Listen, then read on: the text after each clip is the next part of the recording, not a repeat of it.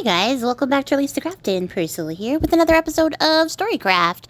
And since we're trucking along with our Poevember month, I'm going to read to you guys a story from Poe while I take a little bit of a break. And we're just going to see what I made. I don't remember what I made, so I can't really talk about it here, but yeah, we're going to get into it. I'm going to tell you a story. I'm actually going to tell you one of Poe's shortest stories today. Surprisingly, I did not know that there was a super short story that he has, but he does. And it's called The Oval Portrait, and I had never heard of it before I started doing this series, so I'm very excited to read this one. For some reason, this one doesn't make like the cut of the collection, so now I'm on like a mission to get the ultimate collection of Poe stories, like the complete works, because everything I have is like a hand-chosen collection, and they just leave shit out. I don't like that. It's not cool. But anyways, here is Edgar Allan Poe's The Oval Portrait. The chateau into which my valet had ventured to make forcible entrance, rather than permit me in my desperately wounded condition to pass a night in the open air, was one of those piles of commingled gloom and grandeur which have so long frowned upon the Apennines, not less in the fact than in the fancy of Miss Radcliffe. To all appearance it had been temporarily and very lately abandoned. We established ourselves in one of the smallest and least sumptuously furnished apartments. It lay in a remote turret of the building. Its decorations were rich yet tattered and antique. Its walls were hung with tapestry and bedecked with manifold and multiform armorial trophies, together with an unusually great number of very spirited modern paintings in frames of rich golden arabesque. In these paintings, which depended from the walls not only in their main surfaces, but in their very many nooks which the bizarre architecture of the chateau rendered necessary, in these paintings my incipient delirium perhaps had caused me to take deep interest, so that I bade Pedro to close the heavy shutters of the room, since it was already night, to light the tongues of a tall candelabrum which stood by the head of my bed, and to throw open far and wide the fringed curtains of black velvet which had enveloped the bed itself. I wished all this done that I might resign myself, if not to sleep, at least alternately to the contemplation of these pictures, and the perusal of a small volume which had been found upon the pillow, and which purported to criticize and describe them. Long I read, and devotedly I gazed. Rapidly and gloriously the hours flew by, and the deep midnight came. The position of the candelabrum displeased me, and outreaching my hand with difficulty, rather than disturb my slumbering valet, I placed it so as to throw its rays more fully upon the book. But the action produced an effect altogether unanticipated. The rays of the numerous candles, for there were many, now fell within a niche of the room, which had hitherto been thrown into deep shade by one of the bedposts. I thus saw in vivid light a picture of all unnoticed before. It was the portrait of a young girl just ripening into womanhood. I glanced at the painting hurriedly, and then closed my eyes. Why I did this was not at first apparent even to my own perception, but while my lids remained thus shut, I ran over in my mind my reason for so shutting them. It was an impulsive movement to gain time for thought, to make sure that my vision had not deceived me, to calm and subdue my fancy for a more sober and more certain gaze. In a very few moments I again looked fixedly at the painting. That I now saw aright I could not and would not doubt, for the first flashing of the candles upon that canvas had seemed to dissipate the dreamy stupor which was stealing over my senses, and to startle me at once into waking life. The portrait, I have already said, was that of a young girl. It was a mere head and shoulders done in what is technically termed a vignette manner, much in the style of the favourite heads of Sully. The arms and bosom and even the ends of the radiant hair melted imperceptibly into the vague yet deep shadow which formed the background of the whole. The frame was oval, richly gilded and filigreed in Moresque. As a thing of art, nothing could be more admirable than the painting itself, but it could not have been neither the execution of the work, nor the immortal beauty of the countenance, which had so suddenly and so vehemently moved me. Least of all could it have been that my fancy, shaken from its half-slumber, had mistaken the head for that of a living person. I saw at once that the peculiarities of the design, of the vignetting, and of the frame must have instantly dispelled such idea, must have prevented even its momentary entertainment. Thinking earnestly upon these points, I remained for an hour perhaps, half sitting, half reclining, with my vision riveted upon the portrait. At length, satisfied with the true secret of its effect, I fell back within the bed.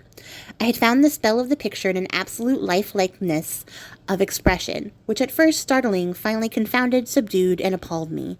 With deep and reverent awe, I replaced the candelabrum in its former position.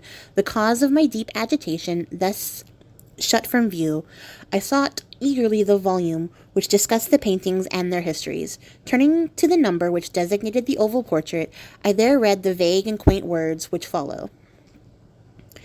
She was a maiden of rarest beauty, and not more lovely than full of glee, and evil was the hour when she saw and loved and wedded the painter. He, passionate, studious, austere, and having already a bride in his art, she, a maiden of rarest beauty, and not more lovely than full of glee, all light and smiles, and frolicsome as the young fawn, loving and cherishing all things, hating only the art which was her rival, dreading only the palette and the brushes, and other untoward instruments which deprived her of the countenance of her lover. It was thus a terrible thing for this lady to hear the painter speak of his desire to portray even his young bride. But she was humble and obedient, and sat meekly for many weeks in the dark high turret chamber, where the light dripped upon the pale canvas only from overhead. But he, the painter, took glory in his work, which went on from hour to hour, and from day to day, and he was passionate and wild and moody man, who became lost in reverie, so that he would not see that the light which fell so ghastly in that lone turret withered the health and spirits of his bride, who pined visibly to all but him.